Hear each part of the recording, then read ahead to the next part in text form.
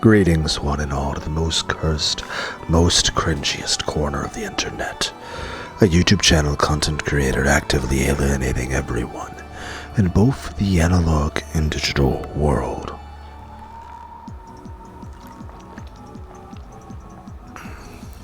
Well, welcome and good evening, you wonderful dice of all alignments. I am Lunar D8.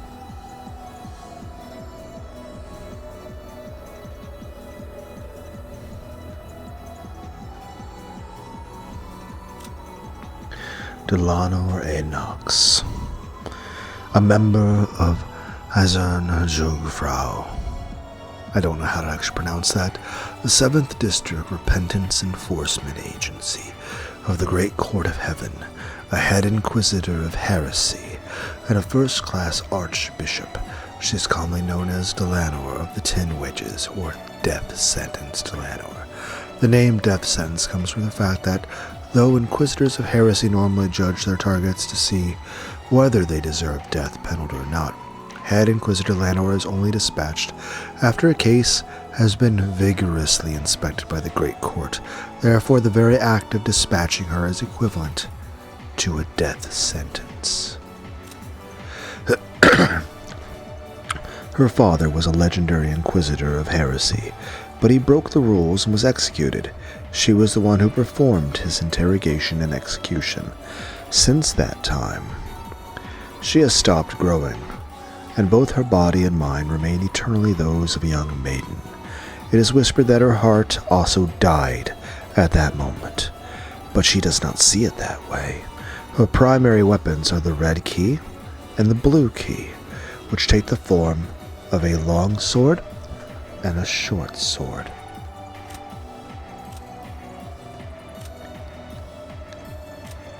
Therefore, even though she is an outsider to the Ushiromi family, she possesses the right to demand full attention from everyone when speaking, the right to advance proceedings, the right to investigate the crime scene before police arrived, and many other special abilities.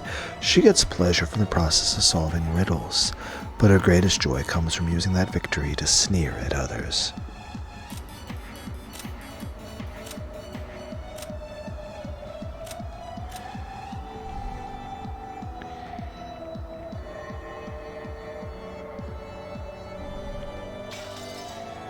That is useless.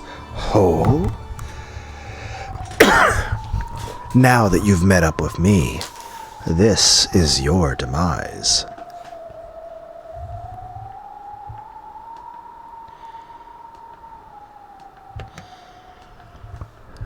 Escape will not be permitted. None can escape.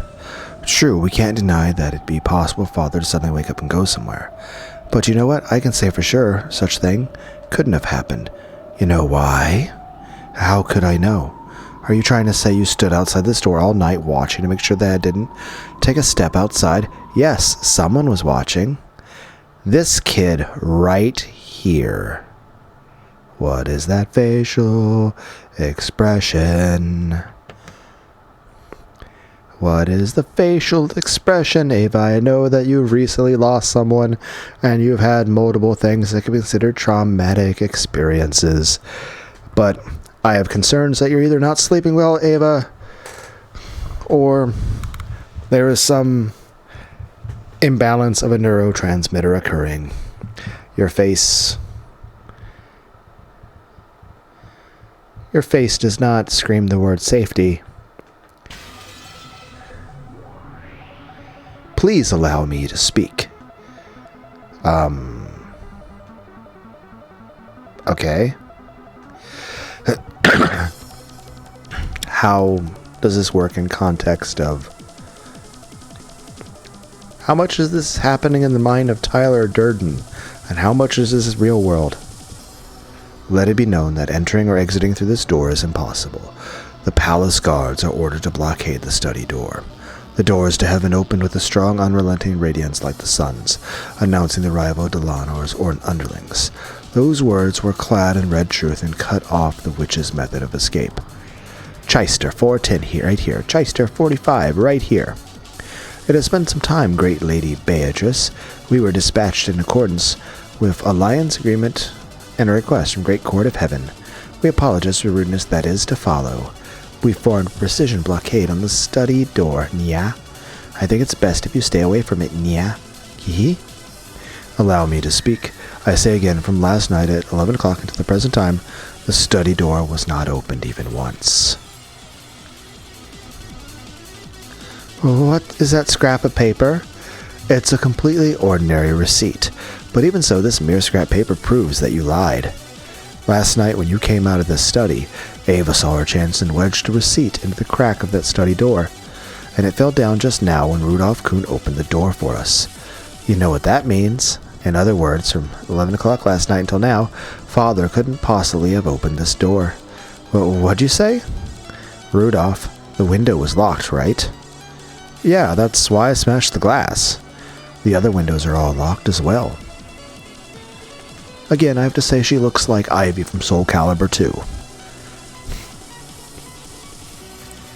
Also like Kaoru from Evangelion. They're built so that you can't lock them from the outside. Allow me to speak. Know that the windows were all locked. Palace guards blockade all of the windows. By the name Eisern Jungfrau, I give the palace guards permission to make use of forbidden weapons. Understood. Entire force permission granted for the use of the forbidden weapon Red Warhead.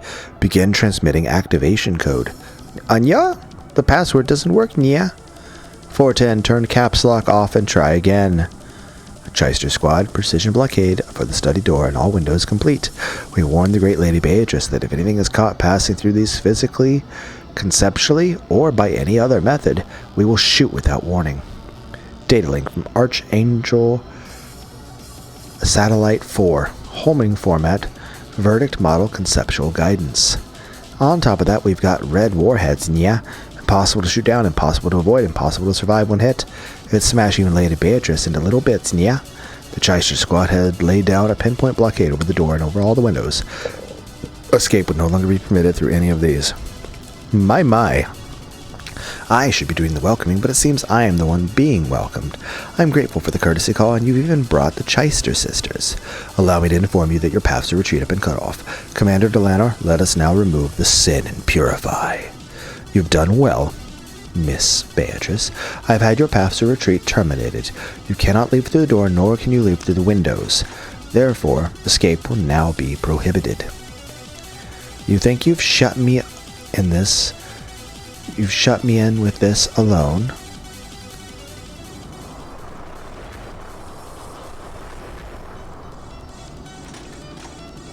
The Inquisitor of Heresy in Heaven and her subordinates surrounded the witch. The subordinates used a powerful barrier to cut off Beato's methods of escape. Demons tend to resist capture, and as a result they sometimes escape.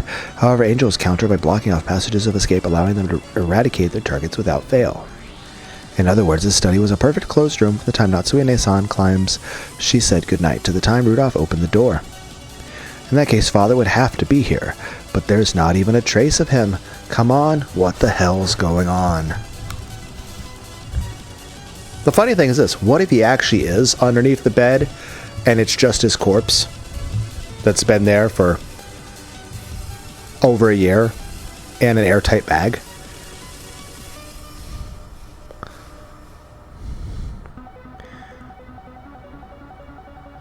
And what if there's signs that Natsui's been pulling him out from underneath the bed, and he's actually been spending most of his time in that airtight bag on the bed, and she's actually been laying in the bed cuddling with him, and then she shoved his body underneath the bed when she left last night? Yes, author of this game, I made your game more fucked up than it was to begin with. It's not the first time I've done that. Come on, what the hell's going on? Oh, God. I keep telling you to calm down. The thought that I, Beatrice, could be shut in just because the doors and windows are closed is simply laughable. Kinzo, I was just playing around, but it seems our guest has no such intentions. Let's withdraw before we lose our chance. Yes, I would not regret losing this life of mine, but for Natsui's sake, I cannot die yet. Beato waved her pipe, and the air was split vertically. Then a pitch-black gate appeared there and slowly opened. It was a warp portal, the same as the pitch-black holes that Gape used. I believe this was written on my files. An elusive phantom can appear from anywhere and disappear to anywhere. As long as Kinzo has me, it will be impossible to capture him. The pitch-black gate opened. The gate led from everywhere into nowhere. Both Beato and Kinzo would be sent to a place where no one could catch them, a place where no one could set foot in, much less chase after them. Now this study Ushiram definitely had, and it is also a room that Father helped design personally. Would it really be so strange if he had some way to get outside without using the door? Yes, that's correct. There would be nothing strange with the Master having a hidden door. A hidden door? Heh, and where would that be? It's a hidden door, so I don't know. There are several devices and hidden doors in this mansion that only Father knows of. No one has seen them directly, but everyone in this mansion knows about them vaguely, correct? Yes. It's true that there have always been rumors about hidden passages only the Master knows of. We have already undercut your guys' credibility. It is true that Kenzo-san would probably like devices such as Ho ho ho, and they are hidden doors after all. No matter how much people such as ourselves might search, it's only natural that we won't find them. I see, so it's a devil's proof. You're saying we can't deny the possibility that a hidden door exists in this room. That's nonsense, a farce. Even considering that your lie about concealing Father's death is about to be revealed, how dare you? That's right. Just where in this study is there a hidden door? Try and prove that it exists. Proof is unnecessary. It's a devil's proof. It's impossible to find a hidden door, and therefore impossible to disprove that it exists. Therefore, no one can deny the possibility that Kinzo escaped from the study through a hidden door.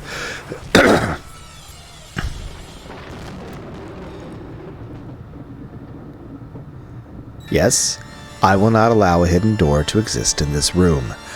Beato's blue wedge, which had been fired off as a farewell gift, was crushed with a flash of Delano's longsword, and the pitch-black gate was crushed as well.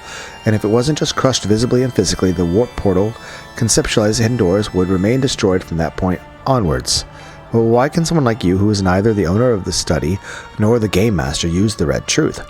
And what was that? And what do you mean? And what do you mean you will not allow hidden doors to exist?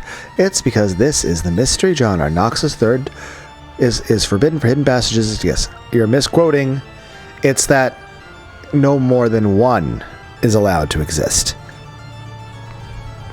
because it's considered lazy writing. Hidden doors mustn't exist in the mystery genre. Sorry about that. In this world, there are no other gods except our God, and no hidden doors exist. They must not exist, and we won't let them exist.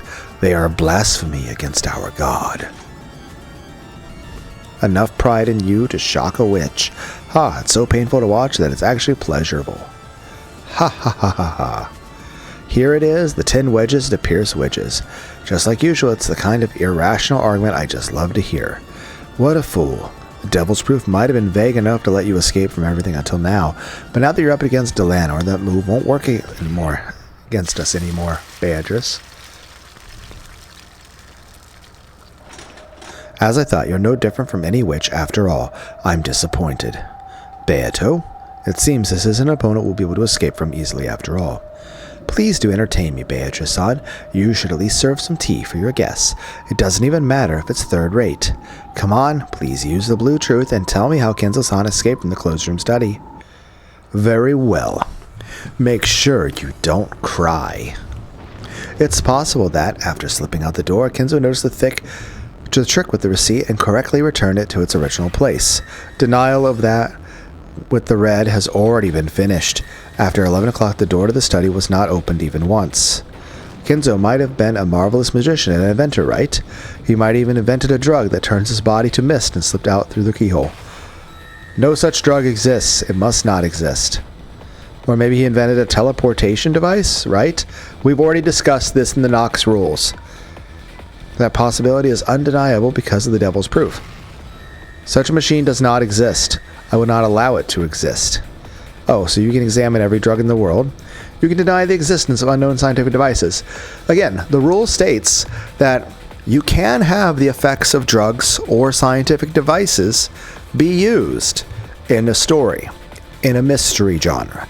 But, 1, it has to be something that actually exists.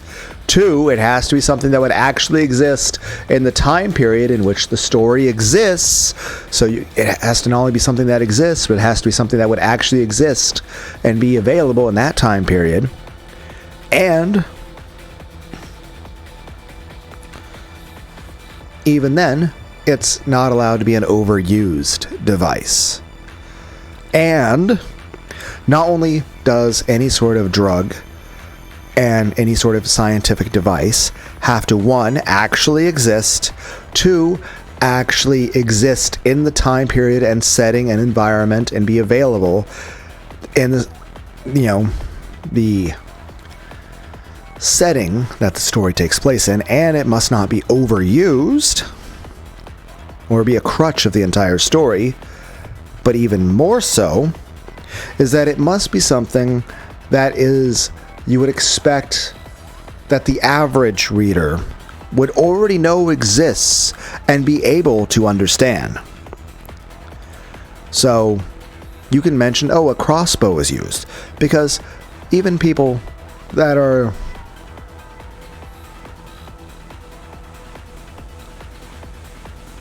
not exactly trivia savvy know what a crossbow is and know how it works.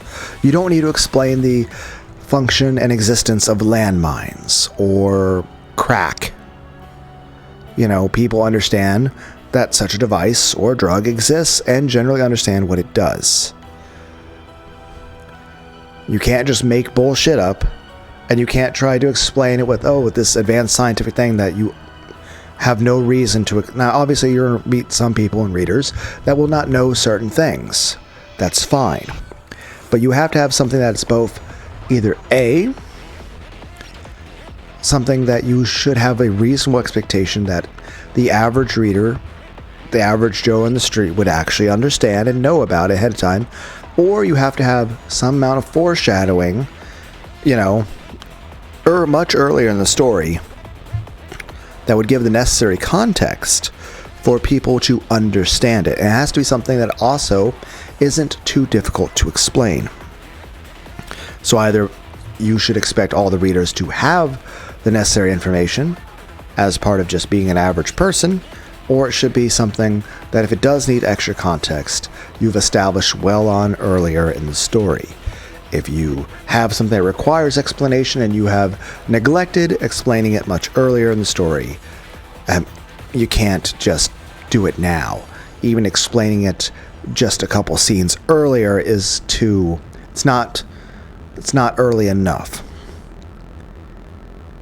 It's like the rule that you can't have the murderer be someone who's not been introduced, because you can't, suspect someone that you don't know exists.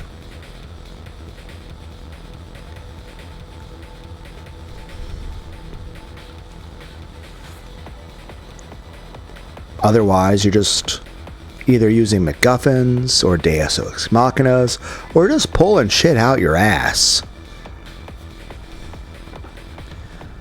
There's no way you can. It's a devil's proof. You cannot deny that they might exist. I will repeat, by the name of God, I will not let such a drug or machine exist. I will not allow them to exist for all eternity. Not even in the future. Oh, so you think you can deny possibilities in the future of the human race? Again, one could certainly say, yes, a time machine might exist in the future. That's true.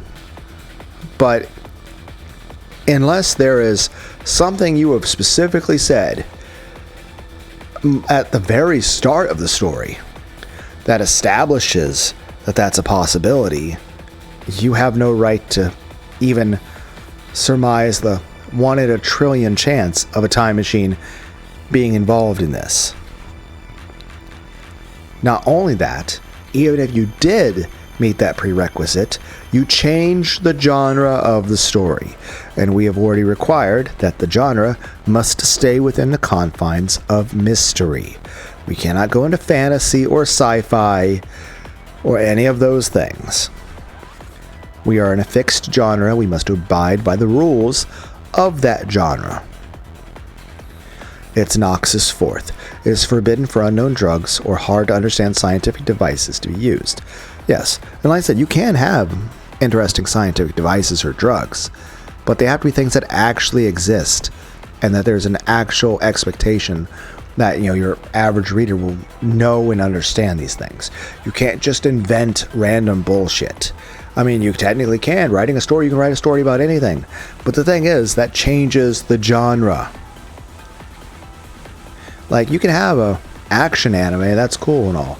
But once you start like focusing on like romance stuff, like every fucking episode and more comedy, well, you stop being action, you start becoming like a rom-com or a slice of life.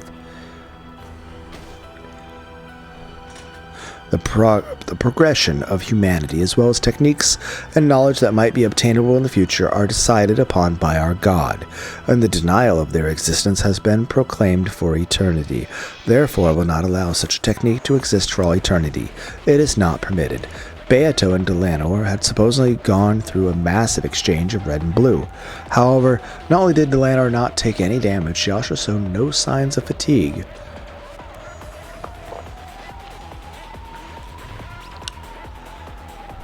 Beato might have been a fearsome witch, but blood flowed through her veins, and she did breathe. She felt both pain and fatigue.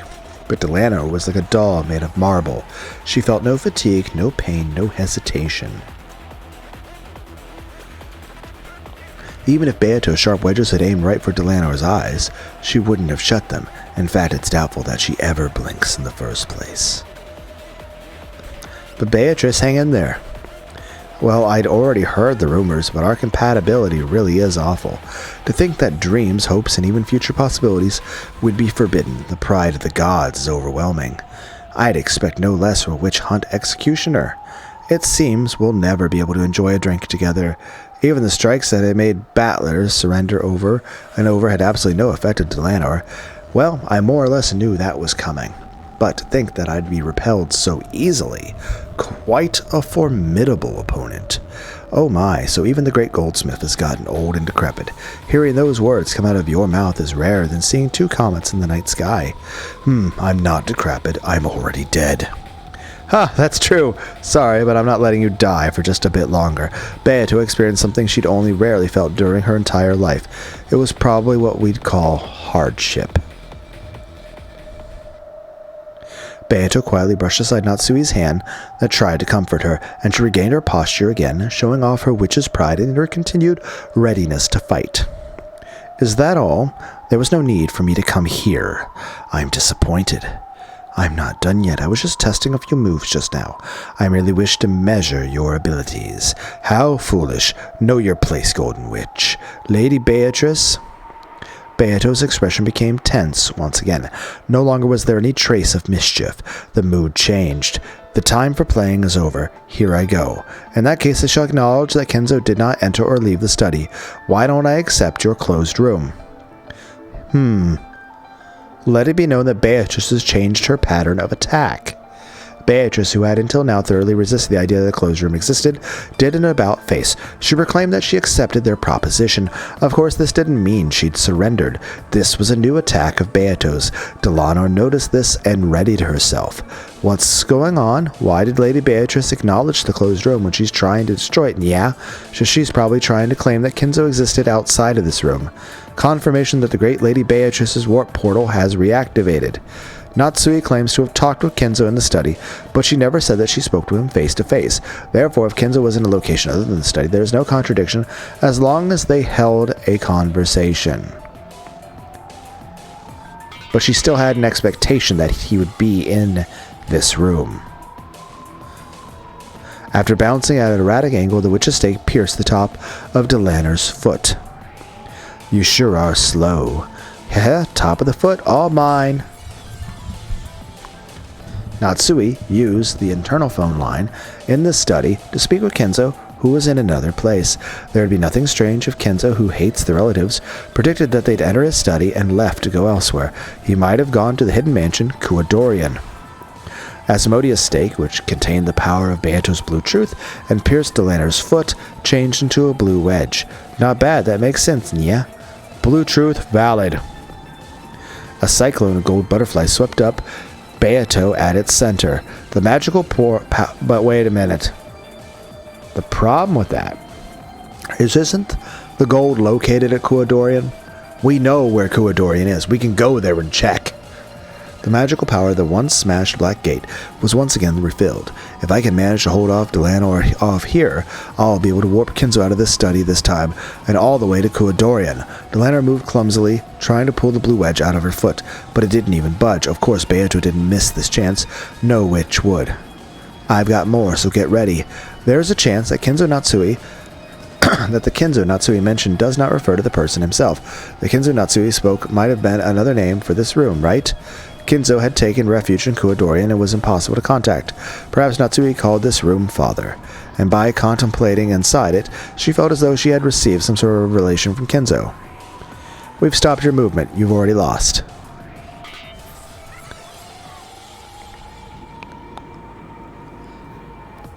Beelzebub's blue wedge pierced the base of Delanar's neck. Of course, even this didn't cause her to flinch, but her movements were restricted even further. Interesting. Is that all? You don't call it a full-course dinner if you stop at soup and hors d'oeuvres.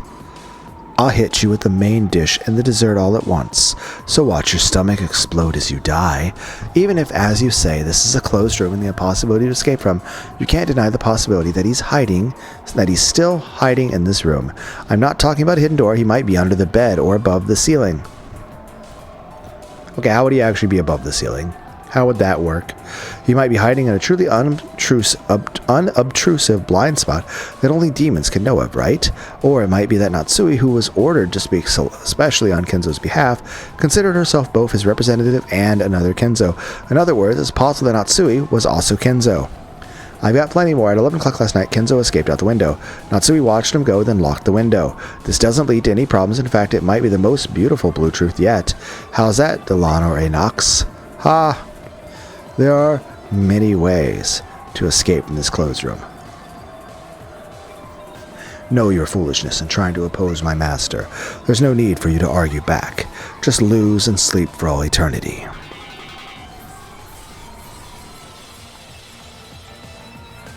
The seven sisters appeared from Beato's golden tornado one after another, piercing Delanar with the blue wedges. 4 blue wedges were buried into her neck, chest, gut, and thigh. Including the one buried on top of her foot, she was pincushioned by 5 stakes. Beatrice-sama, when's my turn?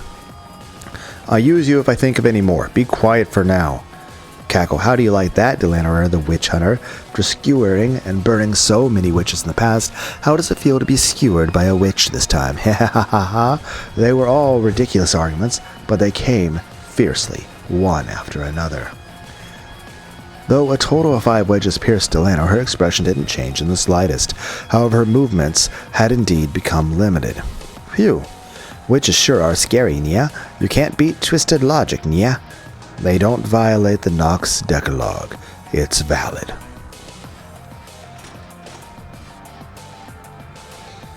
Well done, Beatrice.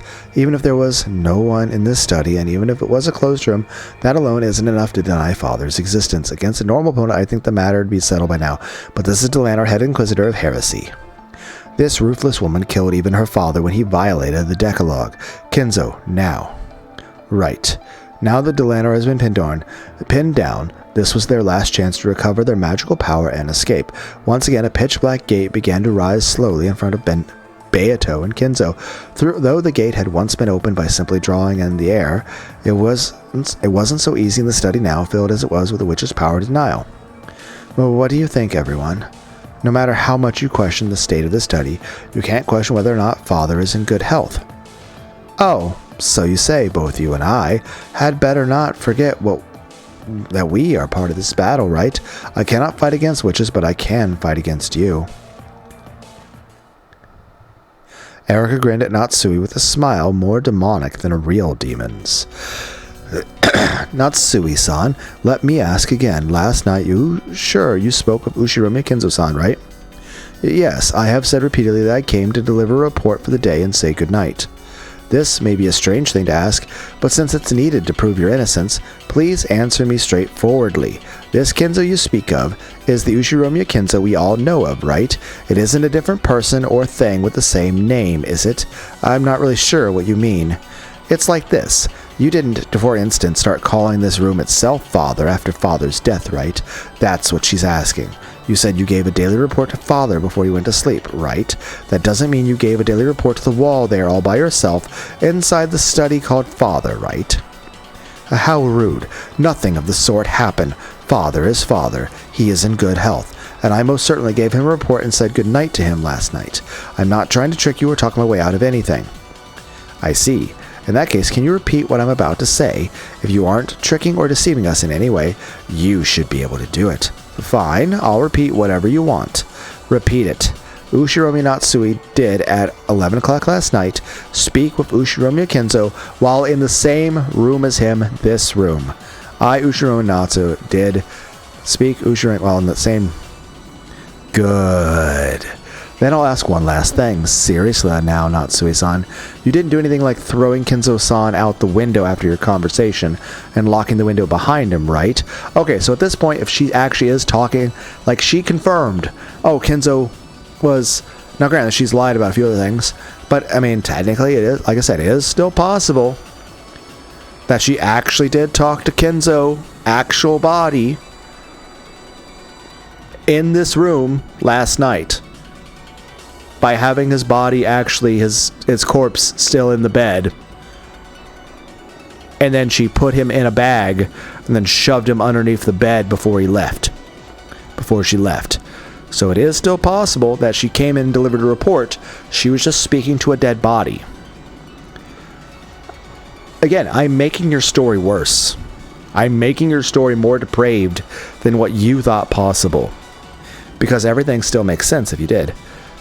Oh, why would I want to chase father out the window? Hey, it's that face.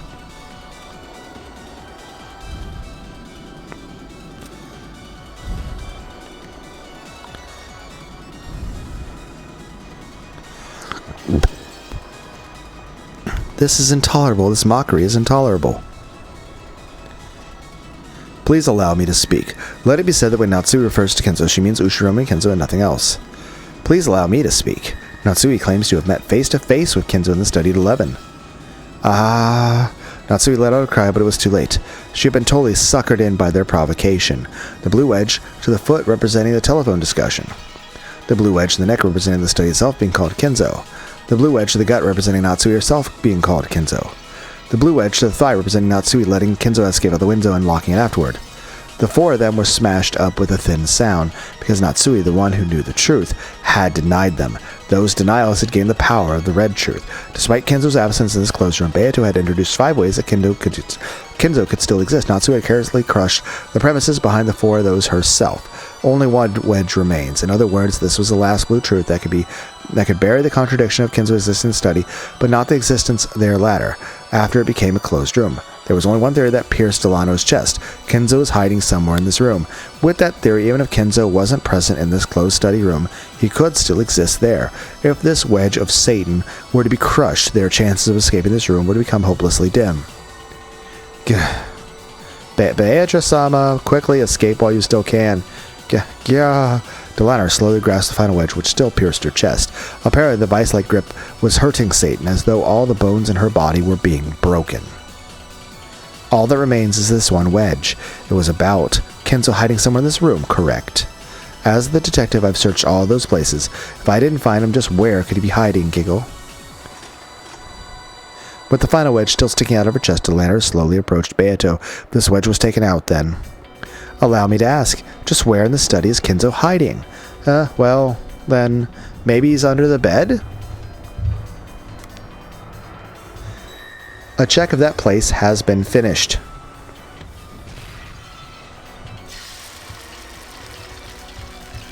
Maybe he's in the bathtub. A check of that place has been finished.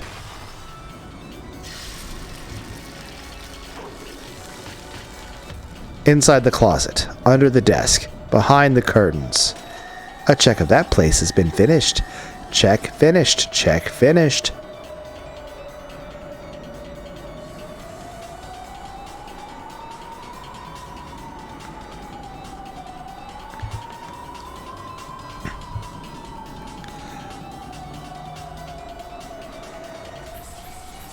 My eyes.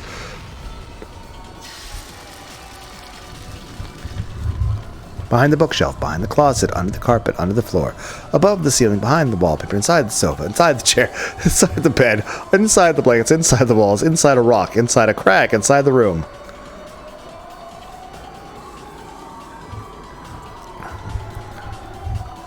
You're not even trying anymore. I'm not reading that. I just finished. Check, finished. Died the death. Sentenced to death. The great equalizer is death.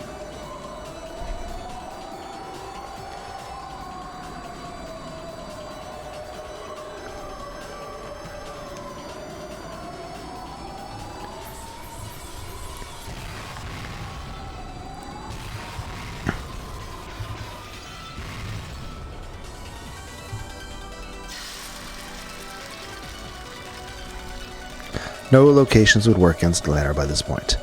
Lunar took Beato's final desperate onslaught head on, turning everything back with a far stronger power of denial. Beat them up, knocked them down with overwhelming force. No longer does any place in this study exist for Kinzo to escape to. Beato was blown back like a leaf dancing in the wind, knocked around over and over again like an empty can lying in the road. By now, no matter how many times Beato used the blue truth, it wouldn't be able to defeat Delanner's red. Ha ha ha ha ha. Witches are so pathetic. You just try to talk your way out of this thing endlessly, trying to confuse the truth. Let me borrow Delanner's words. I'm disappointed, Beatrice-san. Giggle.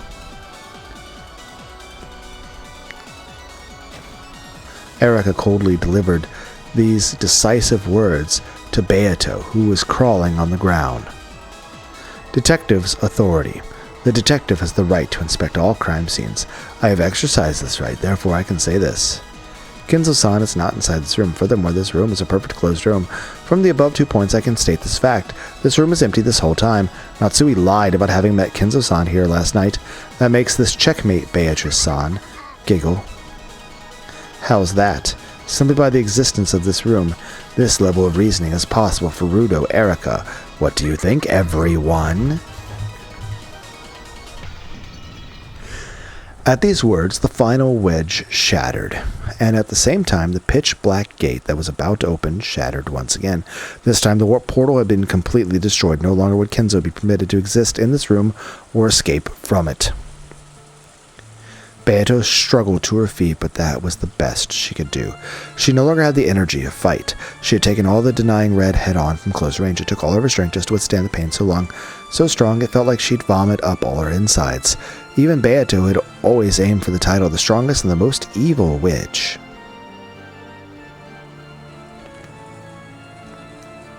Couldn't do a thing against a witch hunter. No matter how sturdy a sandcastle you build on the beach, it can never win against the rising tide. So sorry, Kinzo. Looks like this opponent really was tough after all. Beatrice, I thank you. You've done so much for me despite your remaining grudge. I guess it's true that your life flashes by when you see death coming. I've remembered how you once looked when you were young. You were annoyingly like Battler. I know. I now pass on everything my soul and the qualifications of the head to Battler. I no longer have any regrets.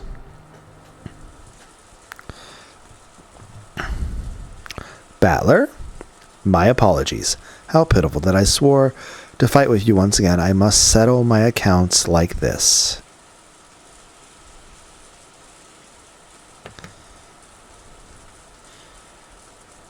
To Beato, it seemed as though Battler had met her gaze.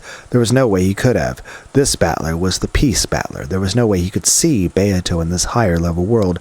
However, his eyes really did meet hers. Even though they couldn't have, Beato was sure they did. As Erica, Ava, and the others closed in on Natsui, questioned her over and over, only Battler stood apart from the tumult. His expression held none of the enthusiasm and excitement that the other humans had.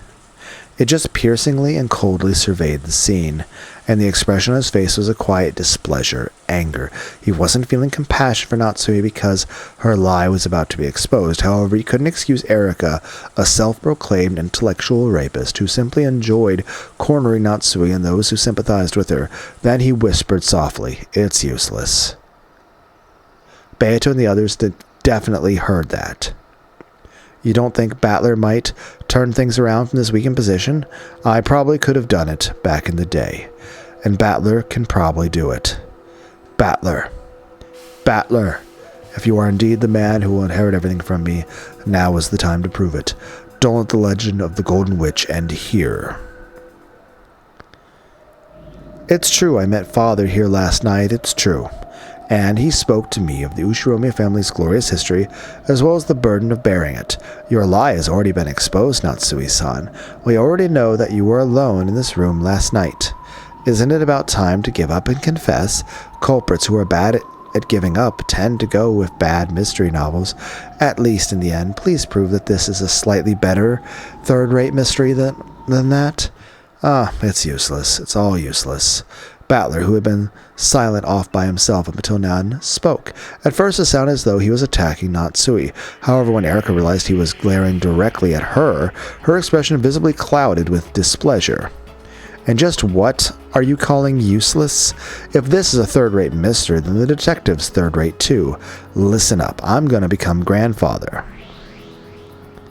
But Battler? You'll become Kinzo-san?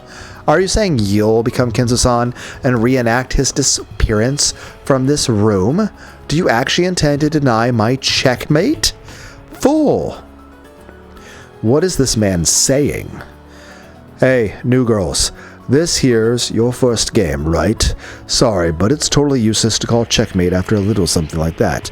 Yeah, it's all useless. But what are you talking about, Battler? You say you'll become dad? Yeah, I'll reenact it. I'll become grandfather and disappear from this room. You can't use windows or the door, right? How would you do it? Did you find the hidden door? I don't have a clue either. Yes, not a clue. Russell. That sound wasn't just the noise of the onlookers fidgeting. It was a provocative chill that ran up Erika's spine. Interesting. I see you're the successor to the Ushiromi family headship, the one who bears the head's ring. That should more than qualify you to stand in for Kinzo-san. Why don't you let us have a look at your theory? Erika's expression was no longer a challenging smile.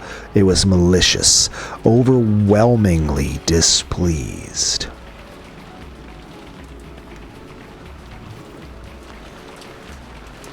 She couldn't conceal her anger at having this very pleasurable time of hers ruined. Erika's like, I was so close to...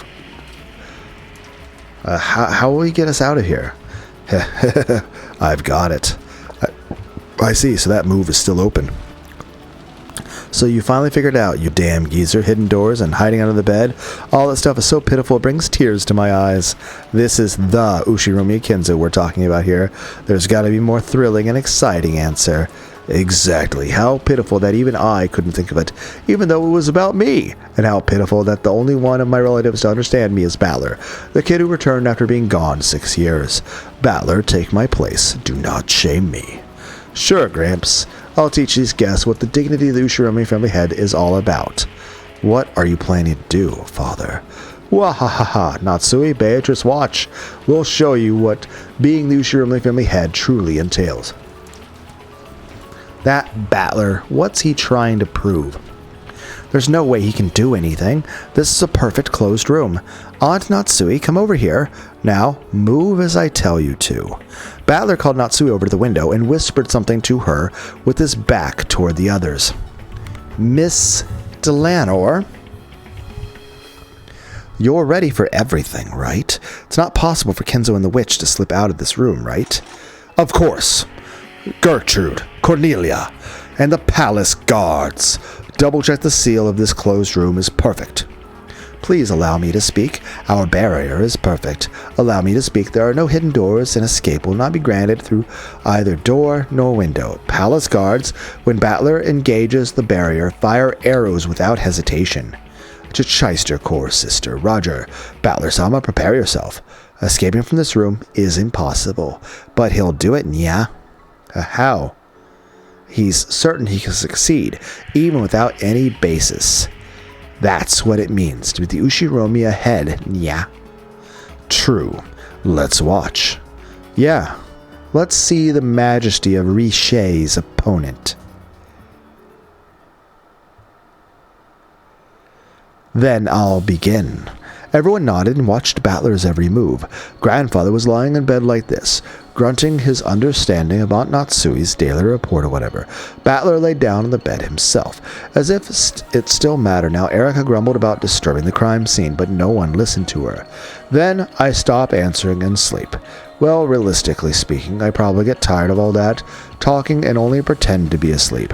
Haha, you really do get it. I see that father has gone to sleep. Bow silently and leave. Natsui lowered her head Battler, who was still lying in the bed, and turned around. Then she started wandering around as though doing an inspection of the room.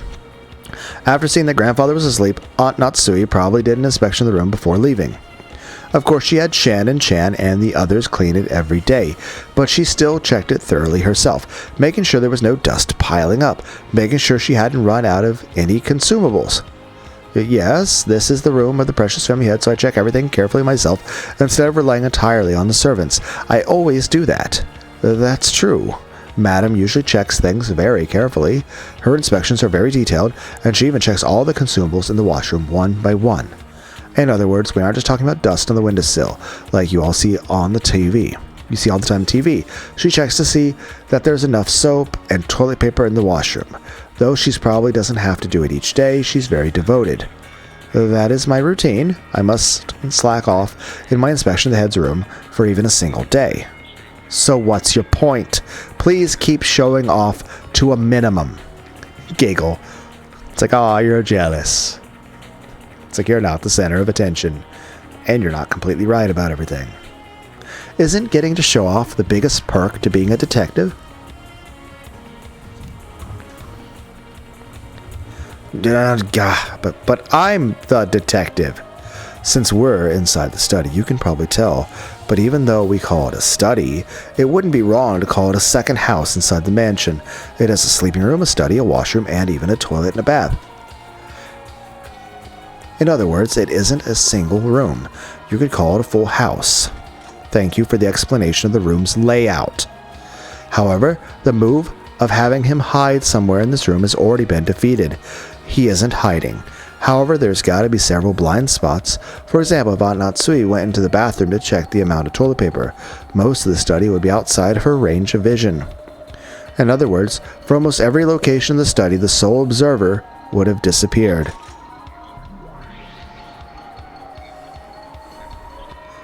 Observer disappearance? We've lost track of Kinzo. Let it be said that the witch's darkness is filling the study. Excellent. Watch as it fills with the power of darkness. Ha ha ha.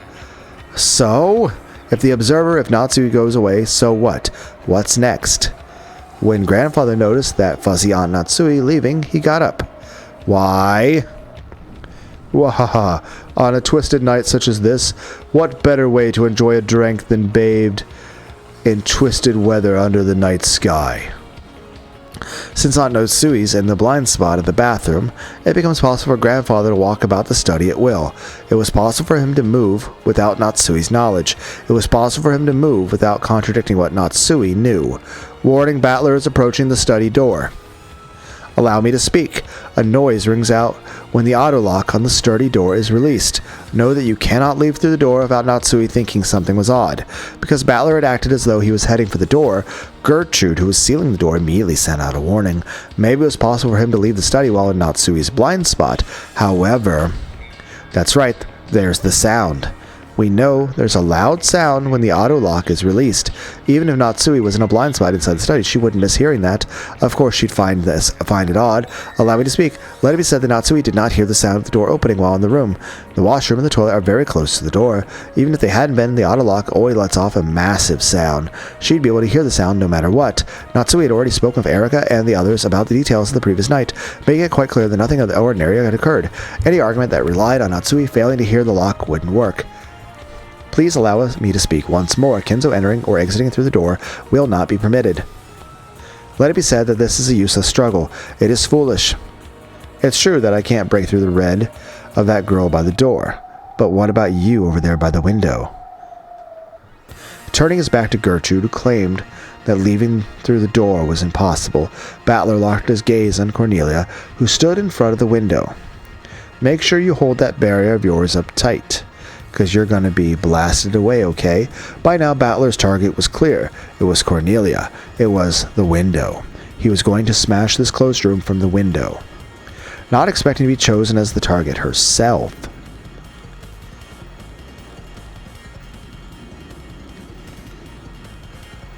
Cornelia was overawed for just a second, but she quickly regained her composure. On rare occasions, struggling fleeing witches would directly challenge the barriers Cornelia set up. Such witches were always fighting desperately on the brink of death. Please allow me to speak. You are Battler's target, Cornelia. I ask that you be on your guard. Fool. God have pity on this foolish lamb. I'm no sheep. I'm the head of the Ushiromi family as an eagle with one wing. Don't think you can keep me shut up in the study forever with just a flimsy window like that. Starting from a low posture, both silent and supple, Battler ran forward like a white leopard. This guy couldn't possibly mean to... This is Og. Allow me to speak. There is no way to defeat my red. Know that your wish will not be granted. Cornelia thrust out both her arms and made a sign. When she did, a red barrier closed in front of Battler. Know that your course is a fruitless one, Ushiromi Battler. Know that this window is sealed from the inside, and Natsui did not help Kinzo escape. I'm not saying that Natsui helped Grandfather escape, but what if Grandfather snuck out, keeping it a secret from Natsui? Or why would Kinzo go out the window on his own? What better way to enjoy a drink on a twisted night than leaping through the rain-swept skies? But this is the third floor, right? It's impossible. Even if you jump down a flight of stairs at least once in your life, right? 3 stories is nothing for Kinzo. Okay, I disagree. He's not Superman. I wouldn't put it past him. He was on the brink of death. It'd be more realistic to say he had a jetpack. I certainly wouldn't. Or a parachute. That's ridiculous. Blue cracks appeared in Cornelia's red berry, and it shattered with a crisp bound. It was all far too quick. It looked almost as though she'd gotten out of the way herself in fear of Battler. Endless 9? Magic resistance power, Endless 9. Cornelia-sama, you can't block it. Retreat. At the same time, the barrier shattered. The window behind Cornelia's back was flung open. The curtains fluttered for just an instant. Though it was all filled with rain, the heavens and the courtyard were spread out in front of them, a fitting exit for an eagle leaping from this closed room. Cornelia, repair the barrier. As you wish, commanded Lunar. Know that you will not be allowed to break this. Cornelia quickly returned to her senses and set up another red barrier. However, this was her last one. Please allow me to speak. Let us accept for the time being that Kinzo escaped through the window. In that case, how did he lock a window which cannot be locked from the outside? The window was locked from the inside. Useless. Yeah, it's all useless. Kinzo and Battler grinned. Did she think that the feeble red could block the charge of Battler and Kinzo, the 2 family heads? After Grandfather jumped out the window, Aunt Natsui probably noticed a slight draft. She then approached the window, realized it was wide open, then quickly closed and locked it. Natsui couldn't have imagined that I'd slip out the window. Yeah! So it's only natural that Aunt Natsui thought Kinzo was sleeping in bed. Now that Battler had found the answer, the red barrier was more fragile than thin glass. The red magical wall of certainty that had been smashed again so easily that it disgraced the name of certainty itself. Unbelievable, right? The barrier was more firm than any Renove had ever used against Jessica, and yet it had been destroyed so easily. Though Battler was rushing fiercely and had almost reached Cornelia, she didn't step aside. Her steel spirit, worthy of the name Saint Juvra, didn't allow her to step aside. She took a charm from her pocket, placed against the thin air, and made a sign. Then not red, but blue burned there. Though it was far more frail than the red barrier, it was her last method of resistance. You won't get through. You won't. Let me speak. Let me speak. Be that as it may, this is the 3rd floor. How could a wingless human escape from the window? Know that you won't get through. You won't. Just quit your whining and watch. This is the answer. Battler jumped. He burst through Cornelia, and her blue barrier knocked them away, and his body flew out of the window through the darkness of the rainy sky. Did Battler in real life actually jump out the fucking window?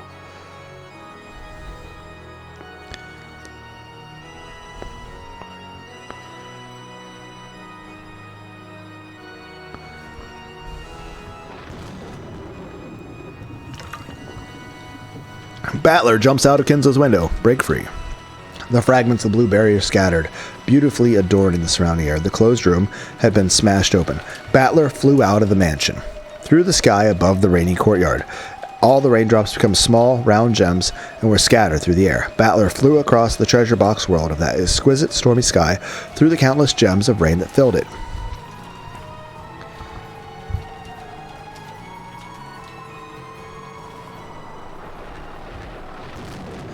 In the sky over the world frozen in time, Lunar and Battler faced each other. If Battler, who had smashed and flown out the window, was like a knight leaping off a white horse, then Lunar was another knight who floated in the air waiting for him.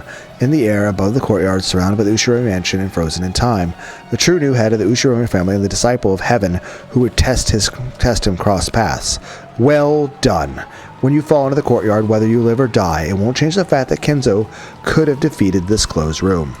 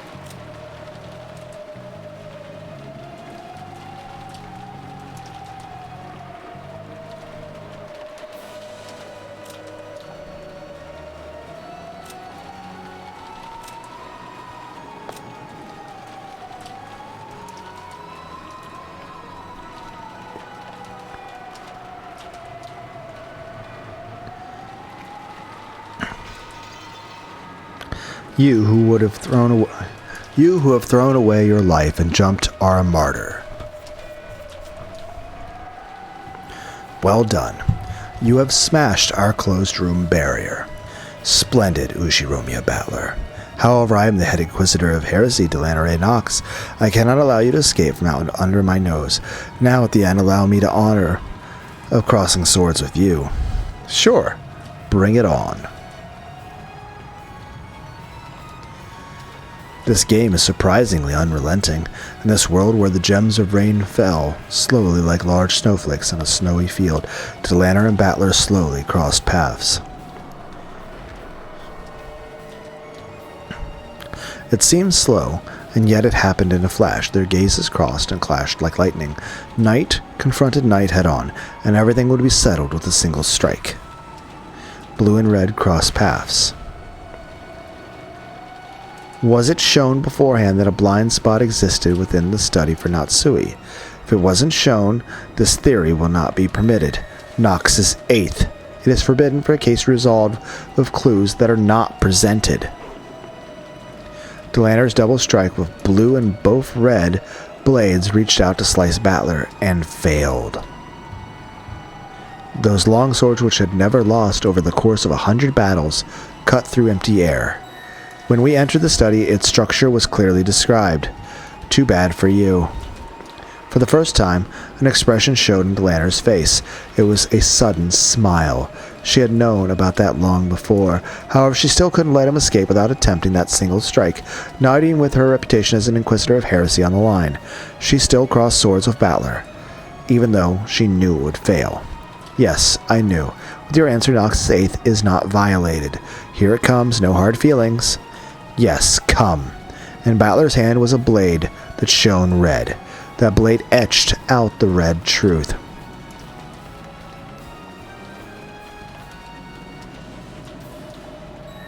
It wouldn't be an exaggeration to say that Kinzo's study was a small villa he had created inside the mansion. A study, a library, a place to sleep, and a bathroom and a washroom. It was divided into multiple rooms, that has already been shown, and it suggests there could have been a blind spot somewhere within the room. Without any mercy, without any reluctance, which would have been dishonorable. The sword of red truth cut into Lunar. It cut a beautiful hemisphere through the countless gems of rain that filled the sky. Well done. The time exploded into life. Both of them fell through the courtyard. One drifted down, the other tumbled through the air. Then there was a soft sound and a dull thud. The first was the sound of Battler landing gently in the courtyard. The second was the sound of the Lunar crashing down. After crouching down for a while, Battler slowly stood up. Though he had jumped down from the third floor, he had landed lightly as though he had merely jumped over a fence. But Battler! Beato leaned out of the study window, looking to see if the supposedly wingless Battler had landed safe. But Battler! Beato. Come on, jump. Huh? That window is our way out, so jump. You aren't the kind of witch who can be locked up inside a closed room, right? The study was no longer a closed room. She could jump from here and escape from here. By now, the closed room that had threatened to capture the witch and suffocate her had been destroyed. Yes, you too, Kenzo. Go. From the moment Battler showed us his answer, my spirit had already escaped from this room. Kenzo's form became a cloud of gold butterflies and disappeared. The closed room barrier had dissolved, and the power that denies magic had been scattered. Beato ran toward the window. That was the only exit from the closed room of this witch hunt. After glancing at the Chester sisters and the subordinates of the Inquisitor heresy, she readied her wound-covered body and ran towards the window just like Battler had done. She looked like Cinderella running as she heard the bell toll. There's no way we'll let you escape, Beatrice, illusion of the witch. Erica flew at Beato, trying to latch onto Beato as she dashed, but it was like trying to catch smoke, and she landed face first on the floor. There's no way a human could catch a witch. For one such as her, without love, even touching Beato was impossible. Chester Corps, shoot the witch, shoot her dead. Alignment conflict, unable to fire. Allow me to speak. I have no barrier prepared that can block Battler's blue truth.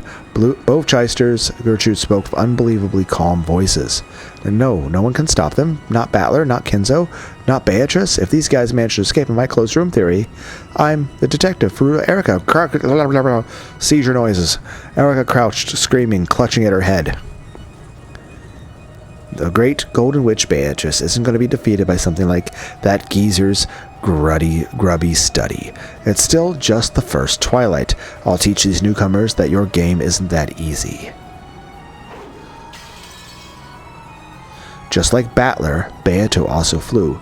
She drifted down through the rain, treasure box whirled into Battler's chest. Battler caught her with both arms as though catching a feather from an angel.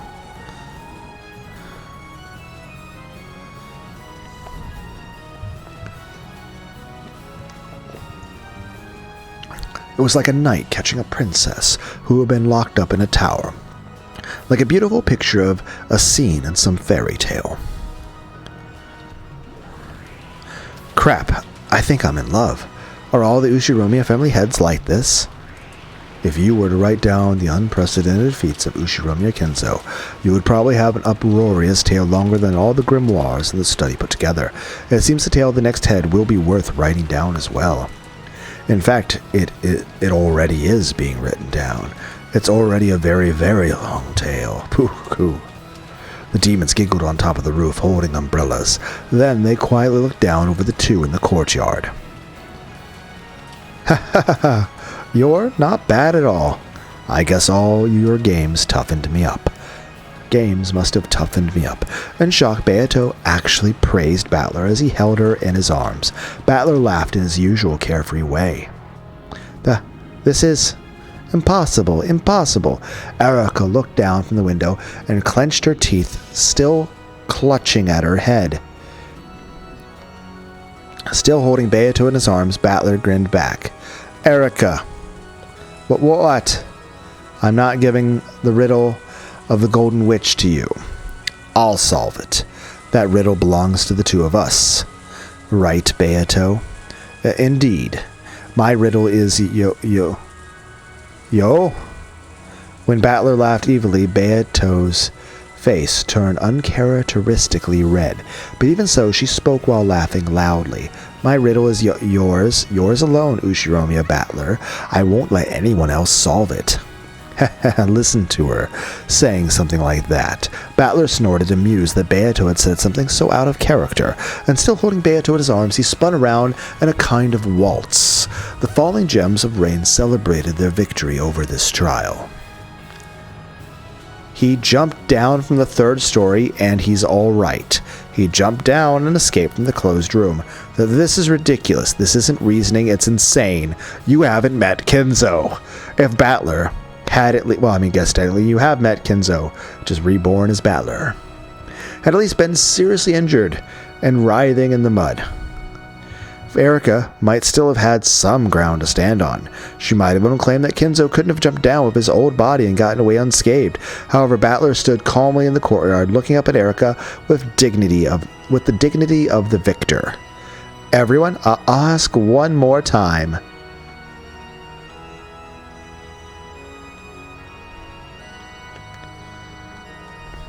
This is impossible, right? There's no way a human could jump down from a third story and land unharmed.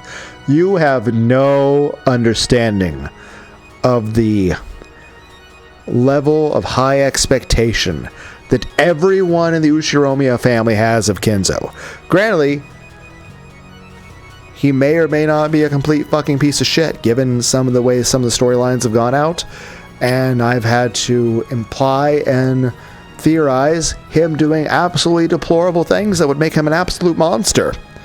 But regardless of whether or not those things turn out to be true or not, whether he's a person of good moral character or bad moral character, regardless of what side of that fence you're on, or even if you're on both, or in the middle, or any other conceivable aspect of that, no matter what your view is of, you can all agree Kinzo is eccentric and an extremely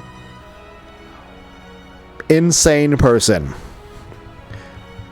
The concept of normal not only does not apply to him, but I'm not qualified to tell you guys what counts as normal.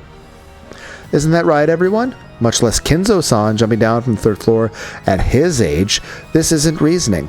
Erica tried to get everyone's agreement and somehow turned things around, but their responses were no different from how they'd been a short while ago. No, it would be possible for Kinzo-san. I wouldn't put it past Father. This is Father we're talking about. There's plenty of crazy stories about that man. Something like this wouldn't surprise me a bit. But what? Is there something wrong with your heads? With your brains, people? Again, you don't know. You aren't the one who met Kinzo. At any rate, it looks like your closed room argument wasn't perfect.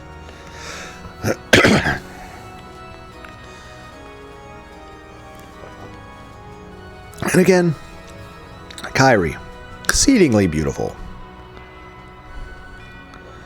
Grr. Not only the servants, but the family members also agreed. They all agreed that there was nothing strange about Kinzo jumping down from a third floor window. Just who in the world is this Ushiromiya Kinzo person? Well, I'll give you 60 points. Kinzo would have done it with a bit more flash in his younger days. It needs some more tweaking. Oh, and how much should it be tweaked? Well, he might have jumped down with a me in his arms. Got it. Next time I'll do that. If you think you can, just you try. Beato's voice grew very faint and she gulped. Then her body suddenly crumbled away into a cloud of gold butterflies. That was because many people had rushed up to the window and she was being bathed through the gazes filled with the anti-magic toxin. Beato's body became invisible to them and melted into the air, so to their eyes, it appeared that Battler was standing all alone out in the courtyard. Battler! You okay? It looks like he's fine, thank goodness. I have lost.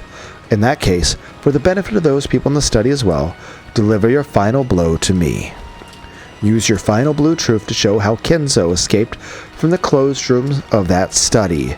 There was no pain in Delano's expression. Pleasure and pain never showed up on her face in the first place. I disagree with that, but okay. However, she was only barely able to rise to her feet using her long sword as a crutch, so it was easy to guess at how heavily she had been damaged. And despite her lack of an expression, you could tell that this was a loss she could accept.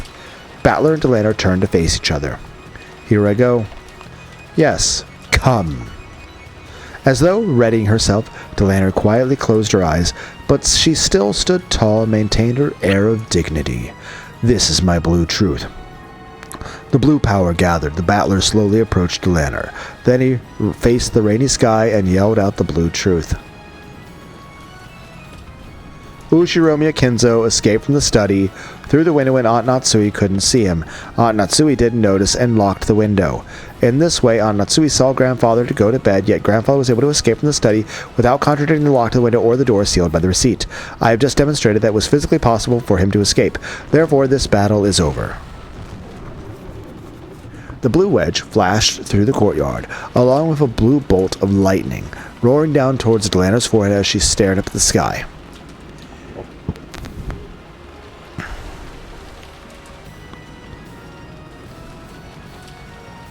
Beato's game isn't forgiving. It's doubtful whether the classic patterns of the mystery genre even work here. Your swordsmanship isn't bad, but you ought to be a bit more flexible in your thinking. A massive blue wedge looked like a pillar was above Delanor's head, and it stopped with its tip just slightly touching her. It didn't run her through. It made no mark larger than being poked with a pencil.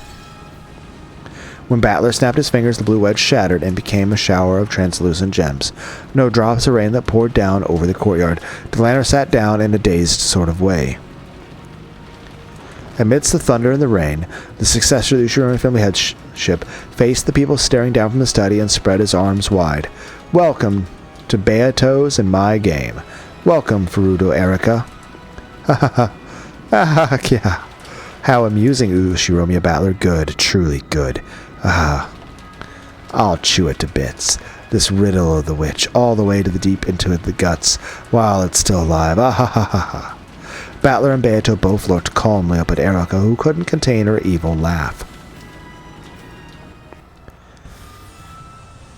Oh, yeah, yeah. Ah, this is good stuff. Erika, that was so lame, yeah. Lady Berncastel, my apologies.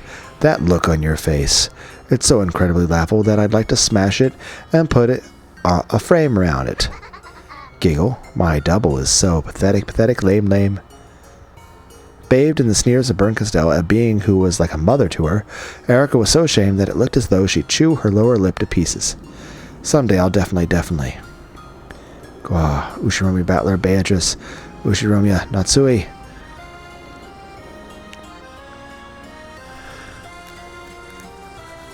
This riddle of ours. I won't let anyone get in the way, Beatrice. Yes.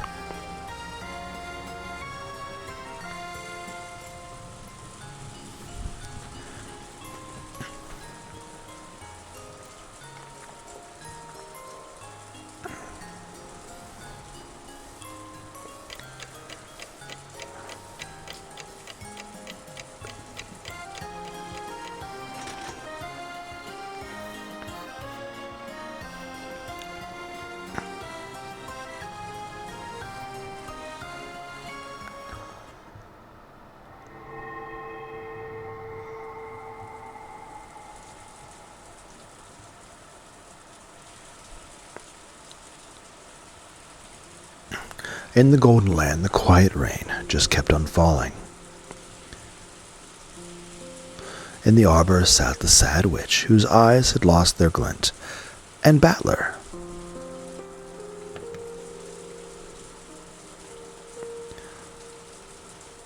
Virgilia could also be seen there.